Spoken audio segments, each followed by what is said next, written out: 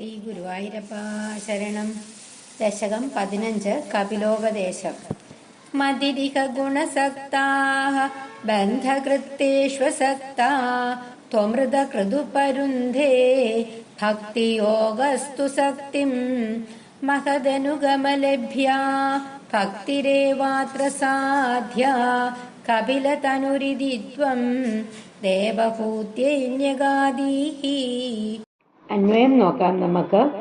ഇഹ ഗുണസക്താമതിഃ ബന്ധകൃത് തേഷു അസക്താദു അമൃതകൃത് ഭക്തിയോഗഃ തു സക്തിം ഉപരുന്ധേ അത്ര മഹദനുഗമലഭ്യാ ഭക്തിഃ ഏവ സാധ്യാ ഇതി കപിലതനുഃ ത്വം ദേവഹൂത്യൈന്യഗാദീഃ. ഇഹ ഗുണസക്താമതിഃ ബന്ധകൃത്. ഈ ലോകത്തിൽ സുഖവിഷയങ്ങളിൽ ആസക്തിയുണ്ടായാല് ബുദ്ധി സംസാരബന്ധത്തിന് കാരണമായിത്തീരുന്നു. തേഷു അസക്താദു അമൃതകൃത്. അവയിൽ ആസക്തിയില്ലെന്ന് വന്നാലോ മോക്ഷത്തിന് കാരണമായിട്ട് ഭവിക്കുന്നു. ഭക്തിയോഗഃ തു സക്തിം. ഭക്തിയോഗമാകട്ടെ വിഷയാസക്തിയെ ഉപരുന്ധേ തടയുന്നു.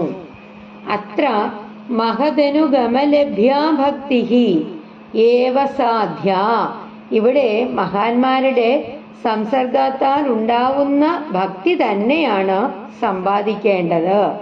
ഇതി കപിലതനുഃ ത്വം. ഇപ്രകാരം കപിലസ്വരൂപനായ നിന്തിരുവടി ദേവഹൂത്യൈന്യഗാദീഃ ദേവഹൂതിയോട് അരുളി ചെയ്തു. അതായത് കപിലമാതാവായ ദേവഹൂതിക്ക് നൽകുന്ന ഉപദേശത്തിന്റെ സാരാംശമാണ് 15-ാം ദശകം നമ്മൾക്ക് പറഞ്ഞു തരുന്നത്.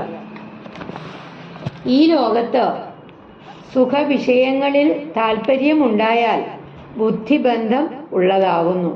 അവയിൽ ആസക്തി ഇല്ലാതിരുന്നാൽ അത് മോക്ഷകാരണമായി തീരുന്നു. ഭക്തിയോഗമാകട്ടെ വിഷയാസക്തിയെ ഉപരോധിക്കുന്നു. ഇവിടെ മഹാന്മാരുടെ സംസർഗം കൊണ്ടുണ്ടാകുന്ന ഭക്തിയാണ് നേടേണ്ടത്.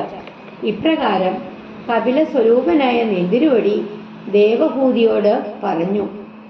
ഈ ലോകത്ത് വിഷയരൂപത്തിലുള്ള സത്വ രജ തമോ ഗുണങ്ങളില് ആസക്തമായ ബുദ്ധി സംസാരബന്ധത്തെ ഉണ്ടാക്കുന്നതാണ്.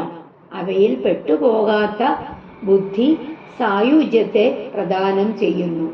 ഭക്തിയോഗം എന്നതുകൊണ്ട് മനസ്സിലാക്കേണ്ടത് വിഷയാസക്തിയിൽ നിന്ന് അകന്നു നിൽക്കുക എന്നത് തന്നെ. അതിനാൽ മഹാന്മാരുടെ സമ്പർക്കം കൊണ്ടുണ്ടാകുന്ന ഭക്തി മാത്രമാണ് സമ്പാദിക്കേണ്ടത് എന്നിങ്ങനെ കപിലസ്വരൂപനായ നിന്തിരുവടി മാതാവായ ദേവഹൂതിയെ ഉപദേശിച്ചു.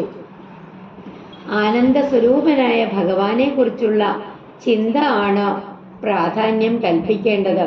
ഭക്തി മാത്രമാണ് ആ മുക്തിക്ക് കാരണമാകുന്നത്. ശ്രീ ഗുരുവായൂരപ്പ ശരണം.